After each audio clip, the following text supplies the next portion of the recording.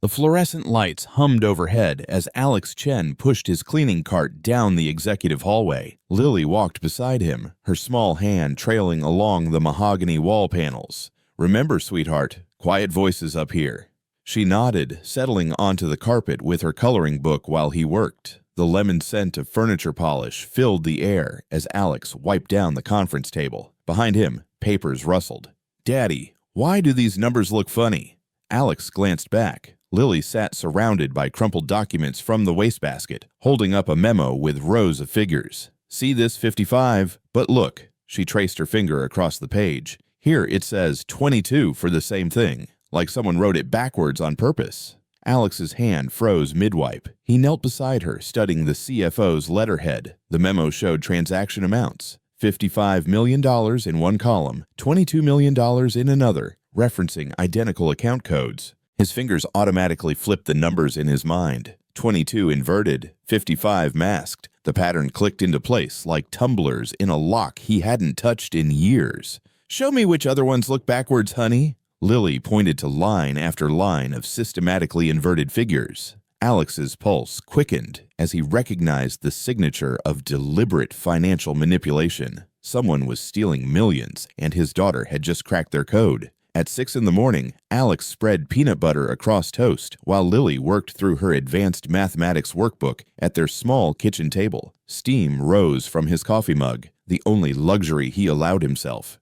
"Daddy, this problem has patterns inside patterns." She held up a page covered in geometric sequences, like Russian dolls but with numbers. Alex leaned over her shoulder. The problem would challenge most high school students, yet she'd solved it effortlessly, even identifying an elegant shortcut the textbook hadn't mentioned. "You see things other people miss, don't you? Numbers tell stories. They just have to be in the right order." She looked up at him with serious dark eyes. "Like those papers last night. Someone mixed up the story on purpose." Alex's chest tightened. The crumpled memo sat in his jacket pocket, its inverted figures haunting him through the sleepless remainder of his shift. He'd promised himself this job was temporary, just until something better came along. That was 3 years ago. "Lily, if you found out someone was telling lies with numbers, what would you do?" "Tell the truth, but louder." He kissed the top of her head, breathing in the scent of her strawberry shampoo. Whatever those documents meant, he couldn't let them slide. Not when his daughter looked at him like he could solve any problem. When she asks why Daddy's work papers have backwards numbers, something cold settles in his stomach. The executive floor buzzed with morning energy as Alex refilled supply closets. Through the partially open boardroom door, voices carried clearly. Cost optimization requires difficult decisions. CFO Marcus Webb's voice dominated the room. "We're looking at a 15% reduction in facilities staff." Alex paused, spray bottle halfway to the window. "The janitorial contracts seem excessive for our current needs," Marcus continued, "particularly the evening shift positions. I recommend immediate termination of redundant personnel." Board members murmured agreement. Alex recognized the voices, people whose offices he'd cleaned for 3 years, whose personal photos he'd dusted weekly, whose discarded lunch remnants he'd disposed of without complaint. "Do we have specific names?" asked a woman's voice, Eleanor Vance, the CEO. "I've prepared a preliminary list. Chen, Alexander is one example. Single father, expensive health benefits, older worker with limited advancement potential." The words hit like ice water. Alex's hands trembled as he gripped the cleaning cart. "The termination should be effective immediately. Clean breaks prevent complications." Through the crack in the door, Alex saw Marcus consulting a tablet, his silver hair gleaming under the conference room lights. The same man whose wastebasket had yielded those mysterious documents. The man pushing hardest to fire him is the same one whose office held those strange documents. In the building's basement storage room, Alex spread recovered document fragments across a folding table under harsh fluorescent lighting. Coffee-stained papers, torn memos, shredded printouts. 3 weeks of Marcus Webb's discarded materials, carefully collected and stored. The fragments told a story when properly assembled. Account transfers disguised as operational expenses. Signature authorizations from employees who'd been terminated months earlier. Investment losses that didn't match public filings. One signature appeared repeatedly. David Huang, former accounting supervisor, supposedly the architect of several questionable transactions. Alex remembered David's departure 6 months ago. The man had left abruptly, citing personal reasons, though rumors suggested financial irregularities. Alex photographed each fragment with his phone, then examined the signatures under a desk lamp. The pen pressure was wrong. David's natural writing style flowed with even strokes, but these signatures showed hesitation marks, careful formation of letters that should have been automatic. Someone had been practicing David's signature, someone with access to personnel files and knowledge of his writing style. The forged signature belongs to recently fired employee David Huang, but the handwriting analysis reveals deliberate mimicry. Someone has been systematically destroying evidence and silencing witnesses, and now he's next. Lily's bedroom walls were covered with her artwork, geometric patterns, mathematical flowers, and portraits of their small family. Alex tucked her under the quilt their grandmother had made, the one luxury that survived their move to this smaller apartment. "Daddy, will you always be my detective partner?" The question caught him off guard. "What makes you think I'm a detective?" She pointed to her dresser, where an old photo showed him in a suit, receiving a forensic accounting certification 5 years earlier, before the divorce, before the job market collapsed, before pride gave way to survival. "You had a badge and everything, like solving number mysteries." "That was a long time ago, sweetheart. But you still remember how, right? Like riding a bicycle?" Alex smoothed her hair back from her forehead. "Some things you never forget." "But why do you ask?"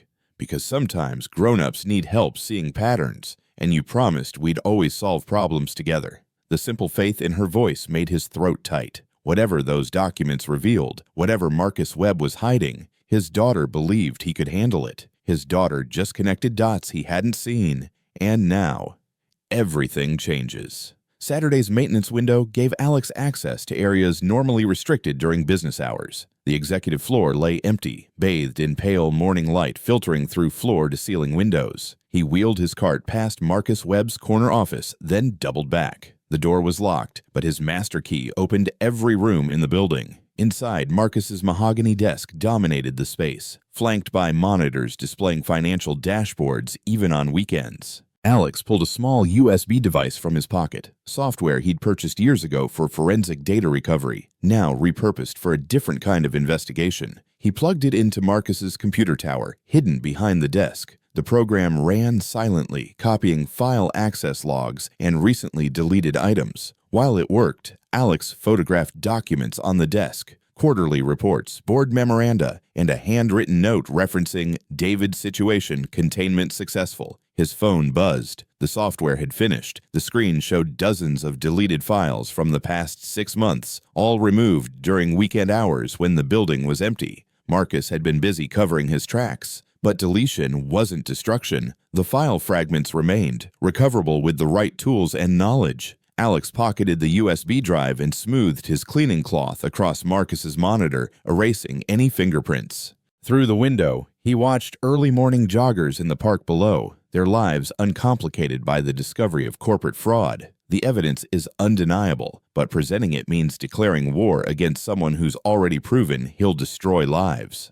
The public library's computer terminals buzzed with weekend activity. Alex sat in a corner workstation, surrounded by families helping children with homework, a reminder of what he stood to lose. He'd spent 2 hours researching corporate governance law, whistleblower protections, and employee rights. The Massachusetts Employee Protection Act provided some coverage, but only if he followed proper procedures. One misstep would eliminate his legal safeguards. The recovered files painted a clear picture: systematic theft disguised as operational losses, forged authorizations, and deliberate destruction of evidence. Marcus had stolen millions over 18 months, using terminated employees as scapegoats. Alex opened the company employee handbook, searching for audit request procedures. Section 4.7 granted any employee the right to request board review of financial irregularities, provided they followed specific protocols and provided substantial evidence. CEO Eleanor Vance had built her reputation on data-driven decision-making.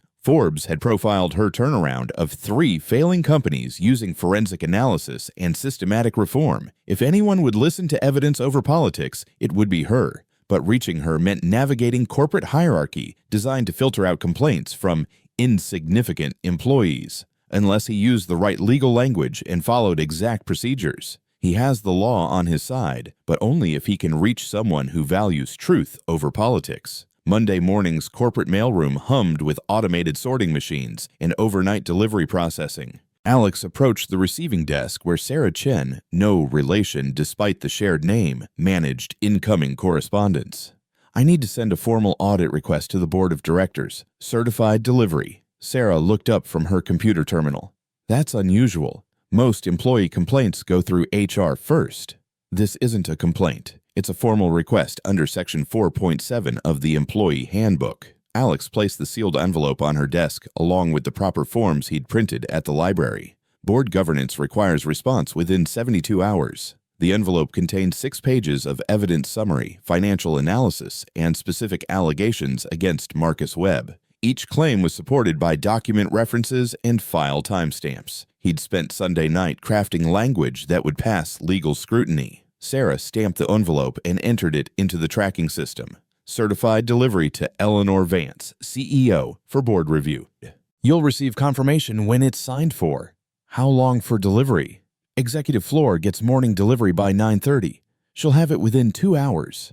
Alex watched the envelope disappear into the corporate mail system, carrying with it his family's financial security and his daughter's faith in his problem-solving abilities. His phone would ping when Eleanor Vance signed for the package. After that, the 72-hour clock would start ticking, and Marcus Webb would discover that someone was digging into his carefully buried secrets. The clock is now ticking, and Marcus will know someone is digging into his files. Eleanor Vance's corner office overlooked the city skyline through floor-to-ceiling windows. Alex sat across from her massive glass desk, acutely aware of his maintenance uniform among the leather-bound law books and corporate awards lining the walls. "Mr. Chen, your audit request raises serious allegations."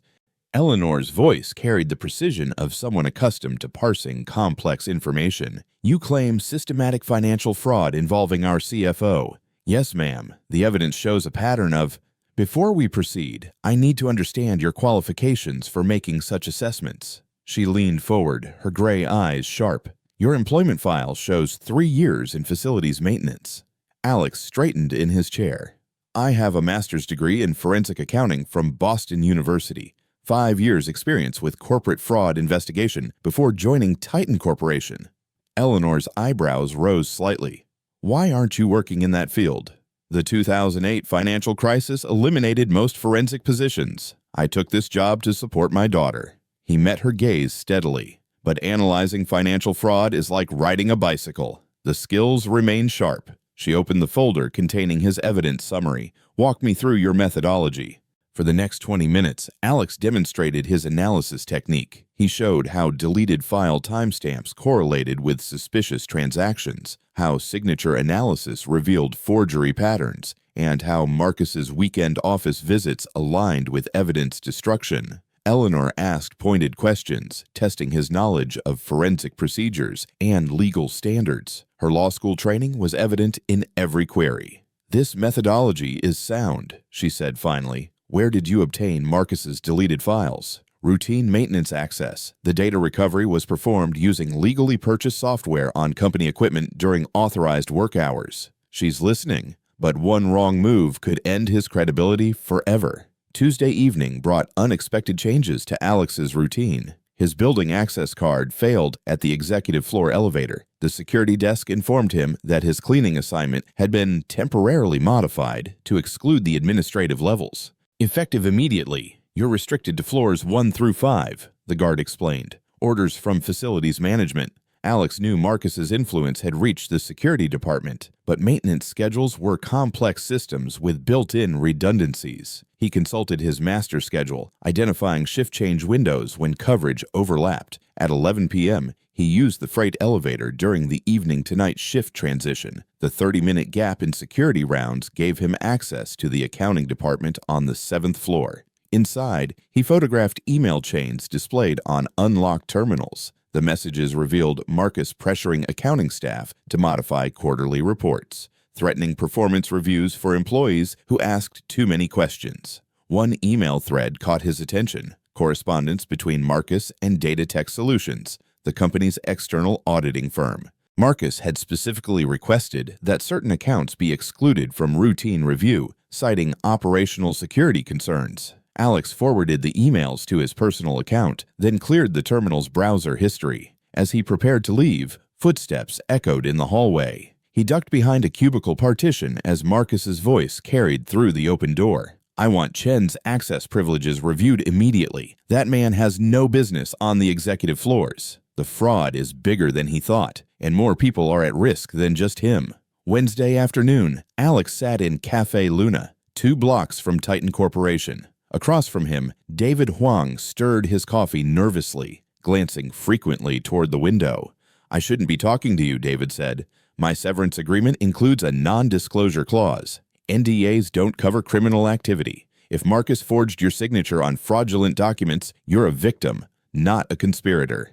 David's hands trembled slightly. "He told me the investigation was routine. Said signing those transfer authorizations was standard procedure for account reconciliation. How many documents did you sign?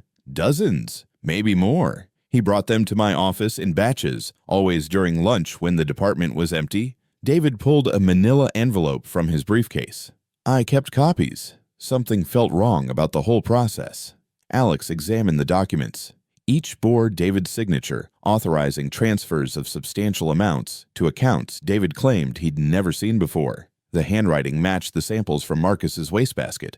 Marcus said if anyone asked questions, I should refer them to him directly. When the board started asking about irregular transfers, he told me I was being terminated for performance issues. Did he threaten you directly? Not in words. But he made it clear that challenging the narrative would result in criminal charges for embezzlement. David's voice dropped to a whisper. "I have a family, Alex. I couldn't risk it." The documents in David's envelope provided the missing piece, proof that Marcus had coerced legitimate signatures before moving to outright forgery. They have enough evidence to proceed, but Marcus just discovered someone has been asking questions. Thursday morning brought Alex to the law offices of Harrison, Blake, and Associates, where Eleanor had arranged a consultation under attorney-client privilege. The conference room's polished table reflected the morning sunlight streaming through tall windows. Corporate attorney Jennifer Blake reviewed Alex's evidence file with methodical precision. "This documentation establishes a clear pattern of fiduciary duty violations," she said. "The forged signatures alone constitute felony fraud." Eleanor sat beside Alex, taking notes on a legal pad. "What's our strongest evidence?" "The combination of digital forensics and witness testimony creates an unbreakable chain," Jennifer replied. "Mr. Chen's technical analysis proves systematic deletion of incriminating files. Mr. Huang's testimony establishes coercion and forgery. The timeline correlation shows deliberate concealment." She pulled a thick legal document from her briefcase. "I'm preparing a formal complaint for the board's consideration. This will trigger mandatory investigation procedures under Massachusetts corporate law."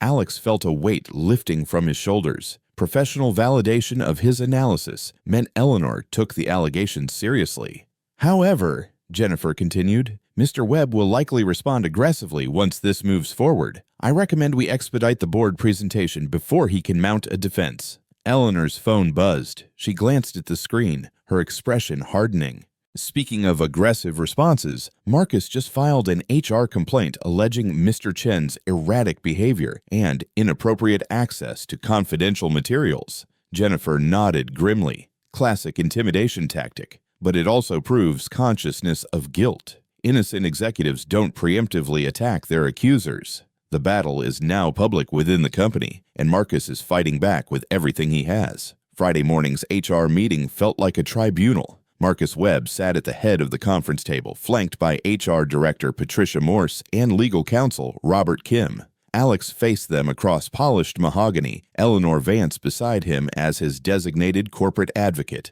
"Mr. Chen's recent behavior raises serious concerns," Marcus began, consulting a tablet. "Unauthorized access to executive areas, photographing confidential documents, and making unfounded accusations against senior management." Patricia nodded, reading from her notes.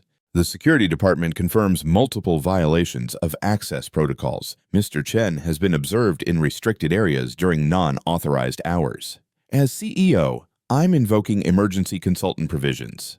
Eleanor interrupted. Effective immediately, Mr. Chen is designated as a temporary forensic consultant to the board with appropriate access privileges. She slid a document across the table. This consulting agreement provides legal protection for his investigation activities under corporate governance statutes. Marcus's jaw tightened. This is highly irregular, Eleanor. Promoting a janitor to consultant level. Mr. Chen holds advanced credentials in forensic accounting. His qualifications exceed those of our current external auditors. Eleanor's voice carried quiet authority. The board requires his expertise for ongoing financial review. Robert Kim examined the consulting agreement. This appears legally sound. Emergency consultant status is within CEO authority for board-requested investigations.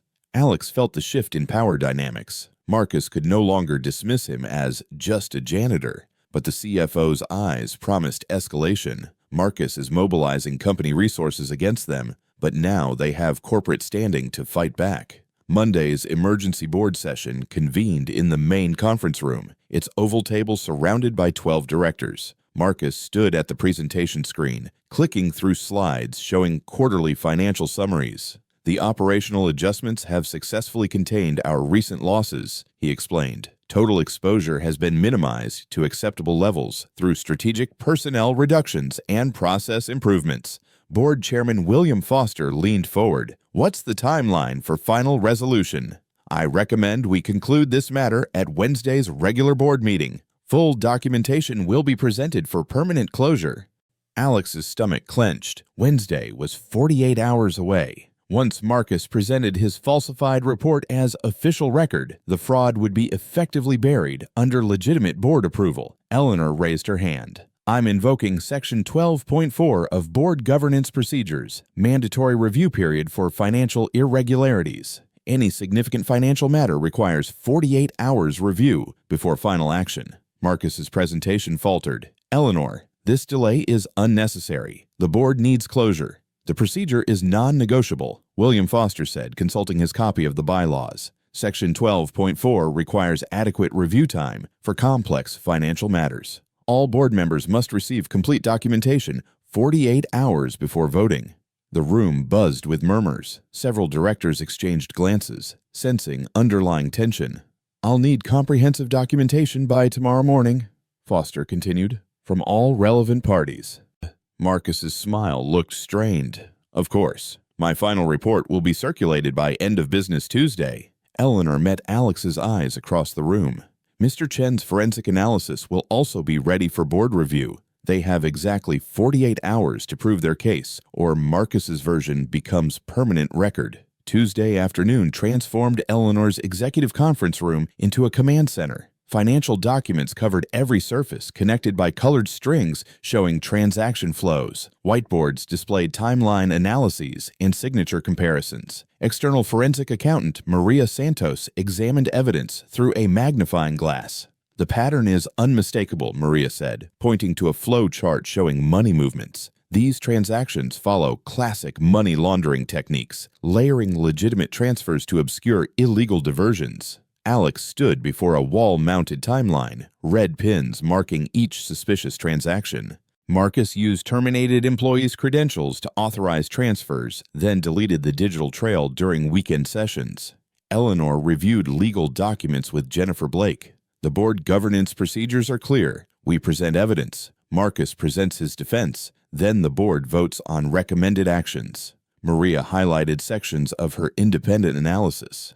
This methodology matches patterns I've seen in federal fraud cases. The systematic nature suggests long-term planning and sophisticated knowledge of corporate accounting. That's our advantage, Alex said. Marcus assumed no one would connect the patterns. He didn't anticipate forensic analysis from someone with my background. Jennifer looked up from her legal research. There's another factor. I contacted Data Tech Solutions. They're external auditors. They're willing to testify that Marcus specifically excluded certain accounts from routine review, citing operational security. Eleanor nodded grimly. Conscious obstruction of legitimate oversight. Alex's phone buzzed with a news alert. Data Tech just announced they're launching their own internal investigation into client account irregularities. Word is spreading. They have professional backing, but Marcus just hired his own team of experts to counter their claims. Tuesday evening found Alex in Boston University's law library, researching corporate charter provisions under fluorescent lighting. Law students occupied nearby tables, their energy reminding him of different times when his future seemed certain. Titan Corporation's original charter, filed in 1987, contained unusual provisions protecting whistleblower presentations to the board. The founders, having survived previous corporate scandals, had built-in safeguards requiring full disclosure of employee fraud allegations. Section 15. 7 mandated that any employee presenting substantial evidence of financial misconduct must receive complete board hearing, regardless of their position within the company hierarchy. No executive could limit or restrict such presentations. Alex photographed the relevant pages. Marcus could not silence him through procedural manipulation. The charter guaranteed his right to present evidence directly to the board. His phone rang. Eleanor's voice carried tension. "Marcus just called an emergency board consultation. He's claiming your investigation violates corporate confidentiality and should be terminated immediately." "He can't do that. The corporate charter protects whistleblower presentations under Section 15.7. "Can you prove that?" Alex looked at the charter provisions on his phone screen. "I'm looking at the exact language right now. The board has no choice but to hear our evidence." "Good, because Marcus just retained Steinberg and Associates, the most expensive corporate defense firm in Boston. This is about to become a very public battle. The rules are on their side, but rules only matter if the board chooses to follow them." Wednesday morning, Alex knelt beside Lily in the apartment's makeshift office space, their dining table covered with laptops, printed documents, and Lily's math notebooks. She studied the screen displaying recovered file fragments, her finger tracing patterns across the monitor. "Daddy, remember when you showed me the backup puzzle at your work?" Alex looked up from his legal briefs. "What backup puzzle?" "The computer room with all the blinking lights. You said companies keep extra copies of everything, like when I save my drawings twice." She pointed to timestamps on the deleted files. "See? These numbers disappear here, but they have to be hiding somewhere else." Alex's pulse quickened. Titan Corporation's automated backup system, designed by the previous IT director who'd left under mysterious circumstances. Every transaction, every file modification, every deletion was automatically archived to tamper-proof servers. "Lily, you're brilliant. The backup system creates forensic quality copies that can't be altered or destroyed." Within 2 hours, they'd access the backup archives using Alex's consultant credentials. The recovered data was devastating. Complete transaction records showing systematic fund diversions, unedited emails revealing Marcus's threats to accounting staff, and time-stamped evidence of weekend evidence destruction sessions. The backup system was specifically designed to catch people like Marcus, Alex murmured, reviewing file after file of incriminating evidence. Lily looked up from her coloring book. "So the bad man couldn't erase his mistakes?" "Exactly. And now we have proof he can never destroy." They now have unalterable proof, but the real question is whether the board will believe a janitor over their CFO. Eleanor's executive office felt different with recording equipment hidden beneath legal documents. Alex sat across from her desk while she initiated the confrontation call to Marcus Webb's office. "Marcus, we need to discuss the irregularities Mr. Chen discovered. Can you join us immediately?" Within minutes, Marcus entered, his silver hair perfectly styled, expensive suit projecting confidence. His eyes hardened when he saw Alex. "Eleanor, I thought we agreed that this employee's allegations were unfounded. I'm giving you an opportunity to address the evidence directly." Eleanor gestured to chairs around her conference table. "Mr. Chen has uncovered substantial documentation." Marcus remained standing. "Documentation obtained through unauthorized access and dubious methods. This man has violated multiple company policies." "The backup archives tell a different story," Alex said quietly. "Deleted files, forged signatures, systematic evidence destruction, all time-stamped and correlated. You have no idea what you're interfering with." Marcus's composure cracked slightly. This company was bleeding money. Someone had to make difficult decisions to prevent total collapse. Eleanor leaned forward. "Are you acknowledging that unauthorized transfers occurred?" "I'm saying that sometimes corporate leadership requires actions that accounting staff might not fully understand." Marcus's voice carried an edge of desperation. "The board doesn't need to know every operational detail, including $55 million in operational details?" Marcus froze. How did you? He caught himself, but the damage was done. Alex felt the weight of victory. Marcus had just confirmed knowledge of the specific fraud amount that only appeared in deleted files. The recording captures everything they need, but Marcus realizes he's been trapped and escalates to dangerous territory. The war room buzzed with activity as Alex and Maria Santos prepared visual presentations for the board. Flip charts displayed transaction flow diagrams, while laptops showed real-time data correlation between deleted files and backup archives. Board members aren't forensic accountants, Maria said, arranging evidence packets. We need to translate complex fraud patterns into simple visual terms. Alex created a timeline showing Marcus's weekend office visits aligned with file deletions. Each red dot represents a deleted file. Each blue dot shows a corresponding backup archive. The pattern is undeniable. Lily sat in the corner drawing her own version of the evidence, stick figures labeled bad man surrounded by crossed-out numbers, while good guys pointed to clear, bright numbers. Honey, what are you drawing?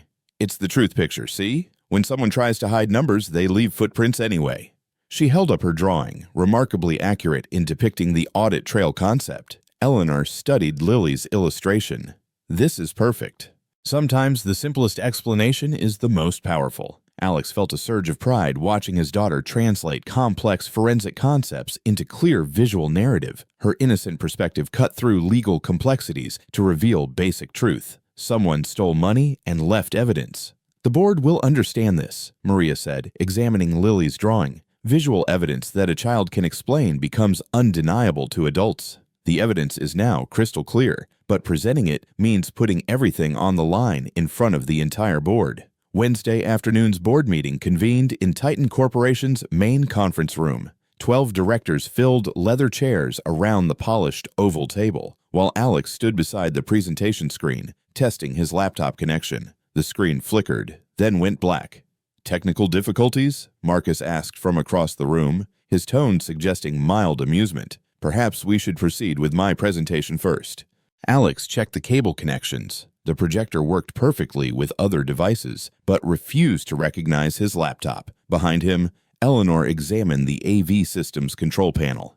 The network connection has been restricted, she said quietly. Someone modified the room's security protocols to block unauthorized devices. Marcus consulted his tablet, projecting confidence.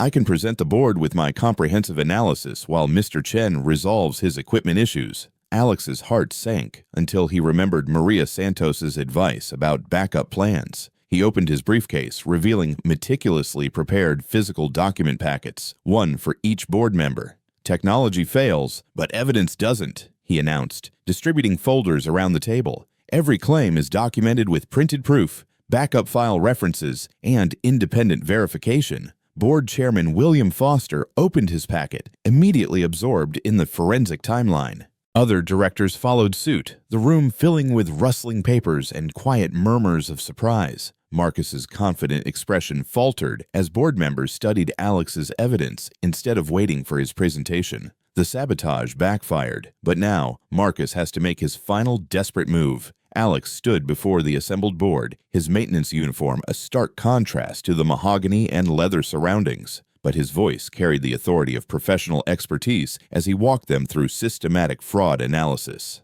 Ladies and gentlemen, forensic accounting follows established methodologies. First, we examine transaction patterns for irregularities. He pointed to charts showing unusual money movements.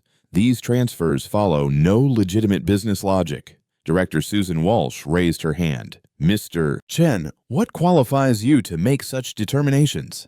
5 years' experience with corporate fraud investigation, including cases involving executive-level embezzlement, master's degree in forensic accounting from Boston University with specialization in digital evidence recovery. He moved to the timeline display. Second, we correlate suspicious transactions with access logs. Note how deletions occur exclusively during weekend hours when oversight is minimal. The board members leaned forward, following his analysis with growing attention. Alex explained signature analysis, showing how Marcus had practiced David Huang's handwriting before moving to outright forgery. Third, we examined digital forensics. The backup archives reveal systematic evidence destruction, behavior consistent with consciousness of guilt. Board member Thomas Chen, no relation, asked, How do we know these backup files haven't been tampered with? The system was designed by IT Director James Morrison before his departure. Mr. Morrison specifically built tamper-proof protocols to prevent executive manipulation of archived data. Eleanor added, James Morrison left citing ethical concerns about data integrity. His resignation letter specifically mentioned pressure to modify backup procedures. Alex watched recognition dawn across board members' faces. His methodological approach, combined with corroborating evidence, was overcoming their initial skepticism about his janitor status. The evidence is compelling, but Marcus is preparing his counterattack. Marcus Webb rose from his seat, commanding the room's attention through sheer executive presence. His silver hair caught the conference room lighting as he addressed the board with practiced authority. Colleagues were witnessing a carefully orchestrated character assassination based on circumstantial evidence and technical misunderstandings. His voice carried confidence despite the damning documentation spread across the table. Mr. Chen has indeed uncovered irregularities, but his interpretation reveals dangerous naivety about complex corporate finance. The transactions he questions were necessary operational adjustments to prevent catastrophic losses. Board Chairman Foster looked up from the evidence packets. Marcus, these documents show systematic fund diversions to accounts with no legitimate business purpose. Those accounts were established for emergency liquidity management during the market crisis 18 months ago. Accounting staff lacked the security clearance to understand the full operational picture.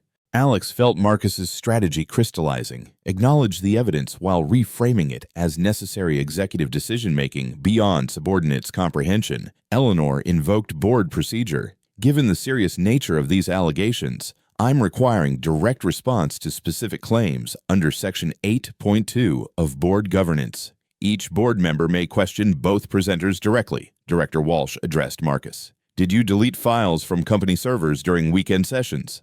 I performed routine system maintenance during off hours to avoid disrupting business operations.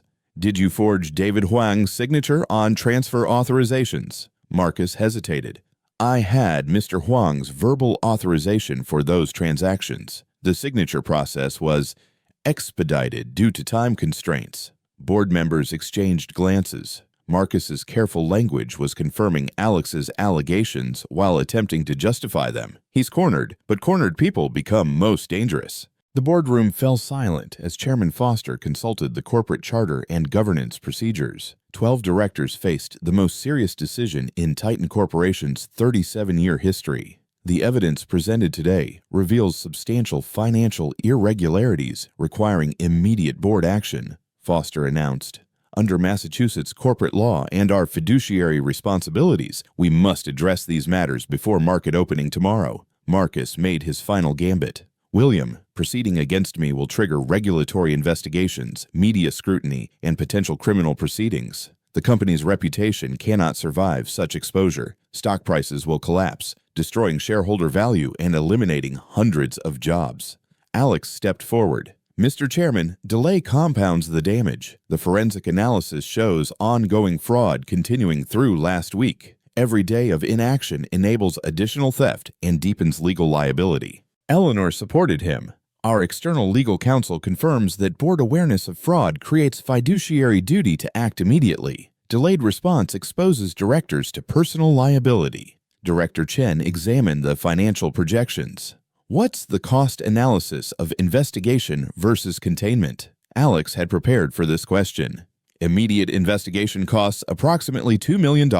Continued fraud costs $5 million monthly, with unlimited legal exposure from regulatory penalties and investor lawsuits. The mathematics were undeniable. Action cost less than inaction. Foster called for formal proceedings. I move for emergency vote on 3 measures. Suspension of CFO Marcus Webb pending investigation, appointment of interim financial oversight, and referral to appropriate authorities. Second, said Director Walsh. Marcus's face went pale. You're destroying this company based on one disgruntled employee's conspiracy theories. All in favor, 11 hands rose. Only Director Harrison abstained. Motion carries. Mr. Webb, you are hereby suspended from all corporate responsibilities effective immediately. Justice is served, but what comes next will determine whether this victory means anything. The conference room transformed into a center of corporate accountability as Chairman Foster addressed the assembled board, with Alex and Eleanor flanking the presentation materials. The board hereby acknowledges the thorough forensic investigation conducted by Alexander Chen, whose professional expertise and ethical courage have protected this corporation from substantial ongoing fraud. Security personnel entered the room, not to escort Alex out, but to formally revoke Marcus Webb's access credentials and begin evidence preservation procedures. Marcus stood slowly, his executive composure finally cracking. "This is a mistake that will destroy everything we've built here." "What you built was a criminal enterprise," Eleanor replied firmly. "What we're building is accountability." Foster continued the official proceedings. "This board commends Mr. Chen's methodology and recommends his analysis for inclusion in our formal regulatory filings. His findings will be transmitted to the Securities and Exchange Commission and appropriate law enforcement agencies." Alex felt the weight of vindication as board members approached to examine his evidence more closely. Director Walsh shook his hand. "Your daughter should be proud. This investigation saved our company." Through the conference room windows, Alex could see employees in the parking lot, some checking their phones as news of Marcus's suspension spread through corporate communications. Eleanor addressed the room's recording system. "Let the record reflect that this board action results from employee Alexander Chen's forensic investigation conducted with professional excellence and corporate integrity. The public vindication is complete, but what this means for his future remains uncertain."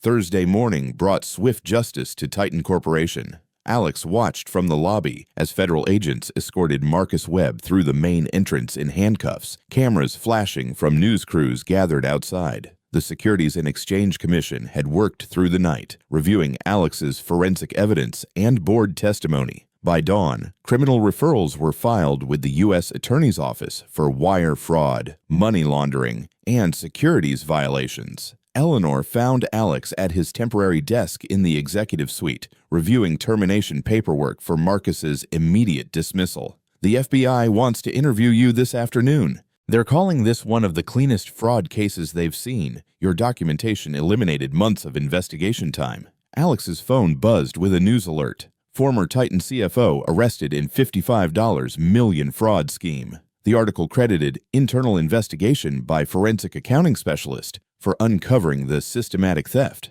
"There's more," Eleanor continued.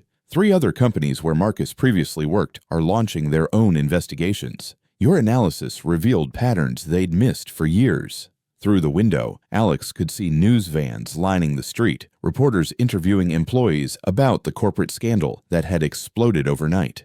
But inside the building, work continued with renewed energy. The cancer had been removed. Eleanor placed additional documents on his desk. The recovered funds total $63 million. Marcus got sloppy toward the end, making larger transfers that were easier to trace and recover. Justice extends beyond just this company, rippling outward to previous victims. Friday afternoon, Alex sat across from Eleanor in her office, still adjusting to being addressed as Mr. Chen rather than just Alex from maintenance. The employment contract before him represented a transformation he'd never imagined possible. "Director of Internal Audit," Eleanor said, pointing to the job title. "Starting salary of $120,000 plus performance bonuses tied to fraud prevention metrics. Your forensic expertise becomes our permanent competitive advantage." Alex studied the contract carefully. "This is generous, but I want to ensure my investigative independence. No interference from executive pressure. The board specifically requires that provision. You report directly to them, with authority to investigate any department or individual." She smiled. "Including me, if necessary." His phone had been ringing constantly since the news broke. Headhunters from Boston, New York, and Washington offered positions with major corporations and government agencies. His LinkedIn profile had gained 2,000 views overnight. "Other opportunities interest you?" Eleanor asked. "Lily likes her school here, and Titan Corporation gave me a chance when I needed it most." Alex signed the contract with steady hands. "Besides, you'll need someone who understands your systems intimately to prevent future fraud." Eleanor's assistant knocked and entered. "Mr. Chen, there's a reporter from the Wall Street Journal requesting an interview about your investigative methodology." Alex looked at Eleanor, who nodded encouragingly. The story's already public. Your expertise deserves recognition. His reputation precedes him now, opening doors he never imagined. Saturday morning found Alex and Lily in their apartment kitchen, celebrating with pancakes shaped like numbers. Her idea. The stress of recent weeks melted away as they flipped 5S and 7S on the griddle. Daddy, did we really save the company? You saved the company, sweetheart. Your pattern recognition started everything. Alex served her a stack of numerical pancakes. Remember when you pointed out those backwards numbers? Lily nodded seriously. The bad man was trying to trick everyone with puzzle math.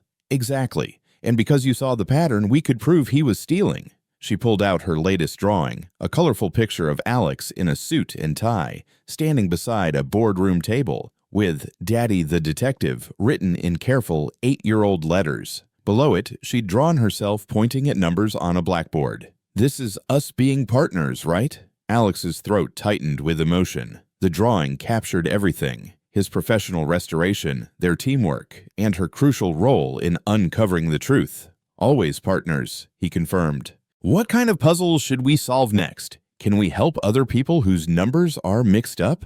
Alex thought about the job offers, the consulting opportunities, the chance to build a career around protecting companies from financial crime. With Lily's gift for pattern recognition and his forensic expertise, they could become an unstoppable team. I think we can help lots of people with mixed-up numbers. Lily grinned, already reaching for her colored pencils to design their next adventure. This is just the beginning of their partnership in seeking justice. Monday morning, Alex surveyed his new office on the executive floor, the same hallway he'd cleaned just 2 weeks earlier. His framed forensic accounting certification hung beside Lily's truth picture drawing, both symbols of the journey from invisibility to recognition. The Wall Street Journal article lay open on his desk, headlined, "The Janitor Who Exposed a $55 Million Fraud." But Alex preferred the smaller headline in the local business section, "Father-Daughter Team Saves Corporation Through Pattern Recognition." His computer showed emails from companies nationwide requesting fraud prevention consultations. Titan Corporation stock had risen 12% since Marcus's arrest, as investors gained confidence in the company's renewed integrity. Eleanor knocked and entered, carrying a security report. The preliminary audit shows Marcus's fraud prevention might have saved us over $200 million in long-term losses. The board wants to implement your investigative protocols company-wide. Alex turned toward the window, watching maintenance staff work in the courtyard below. He recognized several faces, hard-working people whose jobs were secure now that the company's finances were clean. On his desk, beside family photos and forensic reference books, sat his original janitor uniform, pressed and folded. Not as a reminder of shame, but as proof that value isn't determined by title or position. His daughter's words echoed, "Numbers tell stories. They just have to be in the right order." Sometimes the most powerful weapons against corruption aren't sophisticated technology or expensive lawyers. Sometimes they're simpler tools: a parent's love, a child's clear vision, and the courage to speak truth regardless of who's listening. Hidden talents exist in every workplace, every organization, every community. The question isn't whether they're there, it's whether we're wise enough to recognize them. What patterns might you be overlooking? What voices around you carry wisdom that could change everything? Subscribe for more stories about ordinary people achieving extraordinary justice, because truth has a way of surfacing when we least expect it, but most need it. Until next time, remember, integrity doesn't require a corner office to change the world.